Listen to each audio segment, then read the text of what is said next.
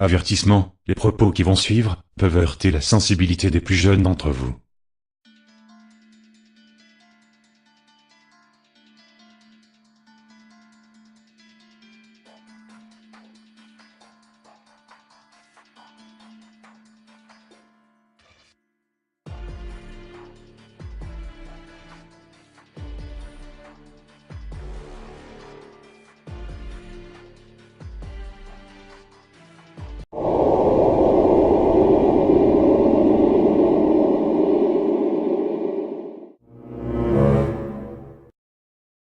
Nous sommes ici au centre de ce qu'on appelle les catacombes de Paris. Ce qu'on appelle catacombes de Paris, en réalité, ce sont trois éléments. C'est d'abord les anciennes carrières d'où on exploitait depuis le haut Moyen-Âge, peut-être depuis l'Antiquité, les pierres pour construire Paris. On suit à 30 mètres sous terre les rues de Paris et il y a ces extraordinaires cloches de Fonty qui datent du 19e siècle qui permettent de soutenir Paris. Et puis le troisième élément, ce sont ce qu'on appelle les catacombes. Alors les catacombes, c'est le grand ossuaire de Paris, l'endroit où l'on a réuni les ossements qui se trouvaient dans tous les anciens cimetières de Paris depuis la fin du 18e siècle jusqu'à peu près la fin du 19e siècle. Il y a un parcours de 2 km 700 environ à faire sous le sol, environ 30 mètres sous terre. Et ce que les gens viennent voir essentiellement, ce sont vraiment les catacombes, c'est-à-dire l'ossuaire, cette espèce de labyrinthe extraordinaire organisé au tout début du 19e siècle par Éricard de Thury, comme un véritable espace théâtral pour montrer la mort à Paris. En fait, les ossements avaient été jetés à partir de 1786 pêle-mêle dans ces anciennes carrières. Et vers 1815, Éricard de Thury a eu cette idée géniale, incroyable, de faire de ces ossements un vrai décor, avec un labyrinthe véritablement organisé, des grandes plaques qui rappellent les pierres tombales, des autels, tout ça est entièrement faux, des inscriptions, la première étant « Ici commence l'empire de la mort », entre deux énormes piliers, néo-babylono, assyro, gréco, on ne sait pas trop bien, mais tout ça est du vrai décor de théâtre, c'est même probablement le tout premier décor muséal créé au monde. Alors, l'anecdote la plus triste et en même temps la plus étonnante, c'est que ce gardien des carrières, qui avait été prisonnier à Port-Mahon et qui a sculpté dans la pierre ces sculptures de Port-Mahon, eh bien, il a voulu qu'on puisse les voir, ces sculptures. Et il a commencé à creuser une sortie, un escalier. Et malheureusement, un jour, il y a eu un éboulement et il est mort dans cet éboulement. Et en fait, il n'a jamais connu l'achèvement complet de ces sculptures qu'il avait faites et il n'a jamais pu les faire visiter. Alors, les visites n'ont pas toujours été, comme elles sont aujourd'hui, très organisées. À l'origine, l'inspection générale des carrières, qui a la garde des lieux, faisait une fois par semaine une visite pour des gens qui le demandaient. Mais c'était très peu nombreux, il y avait peu de gens qui s'intéressaient aux catacombes. Et puis, il y a une dizaine d'années, la ville de Paris, enfin, la direction des affaires culturelles a repris en charge ces catacombes comme un lieu muséal, ce qui a permis d'organiser des visites. Il y a eu plusieurs campagnes de restauration et c'est comme ça qu'aujourd'hui, les visites peuvent se faire assez facilement et que l'on a donc environ 300 000 visiteurs par an, ce qui en fait un des musées de Paris les plus visités. Il y a environ, dit-on, entre 7 à 8 millions de Parisiens qui sont enterrés là. Comme vous avez derrière moi, tous ces ossements, ces fémurs, ces tibias proviennent des ossements des Parisiens. Donc là, il y a une quantité, il y a une surface énorme et il y a ce côté décor de théâtre complètement organisé qui en fait quelque chose de tout à fait exceptionnel.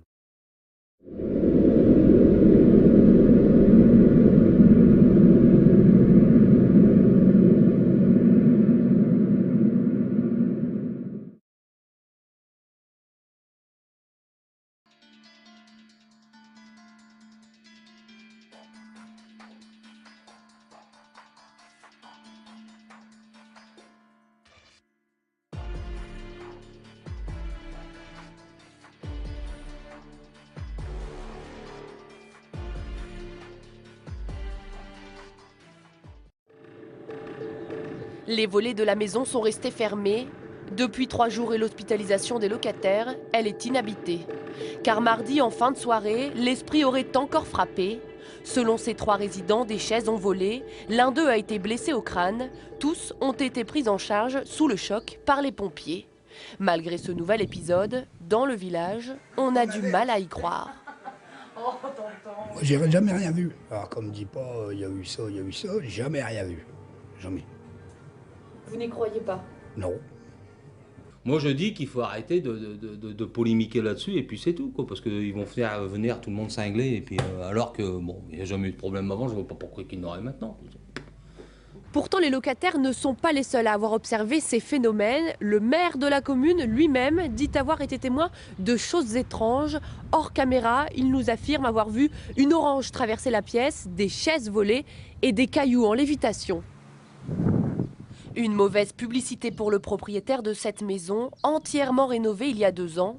Selon lui, le problème ne vient pas du bâtiment. Depuis la location, il y a une douzaine d'années, aucun locataire ne s'est plaint. Lorsqu'ils sont venus visiter la maison, ils nous ont dit qu'ils ont eu les mêmes problèmes auparavant. La mairie cherche à reloger les 3 locataires sortis depuis de l'hôpital. Une demande en urgence a été envoyée à la sous-préfecture de Saint-Omer.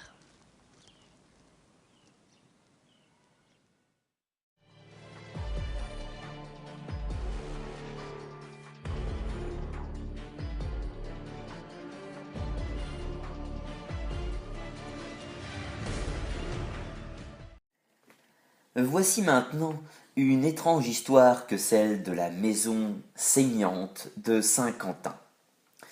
Cette histoire s'est déroulée à Saint-Quentin, ville de 60 000 habitants située dans l'Aisne. Une maison située dans le quartier de Rémicourt, rue des Canonniers, fut la source de nombreux problèmes pour ses habitants. 1 mois après leur emménagement, ils entendirent des bruits étranges venant du rez-de-chaussée. Bruit de casseroles, d'autres comme une craie qui grince sur un tableau, gémissant, semblable aux cris d'hommes agonisants. Évidemment, au début, ils ne s'inquiétèrent pas trop, pensant qu'il s'agissait vulgairement des voisins. Jusqu'au jour où la femme trouva un liquide rouge sur le mur de la cuisine. À ce moment-là, la panique commença à venir. Elle alerta son mari, qui lui dit de ne pas s'inquiéter, et répondit « Ça doit être un effet de peinture qui ressort ». En effet, en arrivant dans la maison, la peinture avait été mise sur les murs, et il pouvait sembler logique que celle-ci commençât à transparaître. Au fur et à mesure, des taches apparaissaient un peu partout dans la maison. La femme n'osait plus dormir. Ce couple se décida à appeler la gendarmerie afin de lever le doute sur une possible mauvaise plaisanterie.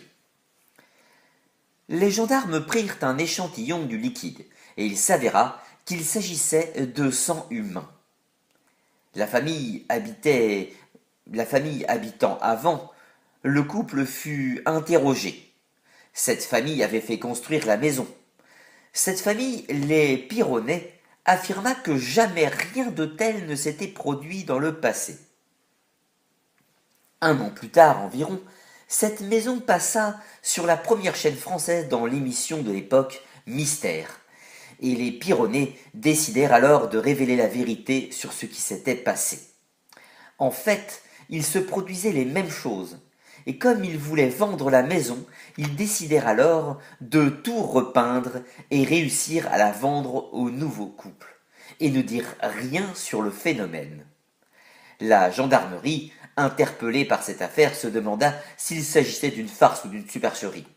Donc ils ont mis de la farine sur le sol de la maison et mirent sous scellé la dite bâtisse pendant 1 semaine, afin que personne ne puisse rentrer, et de vérifier, grâce aux traces de farine, s'il y aurait eu effraction ou autre. Après 7 jours, ils démirent les scellés et rentrèrent dans la maison. Rien n'avait bougé. Mais les murs étaient pleins de sang. Et lors, le couple loua un appartement et fit venir un prêtre qui dit qu'il s'agissait de l'œuvre du diable, supposant que les lieux avaient été hantés. Le prêtre bénit les lieux et le couple retourna vivre dans la maison. Le phénomène se poursuivit.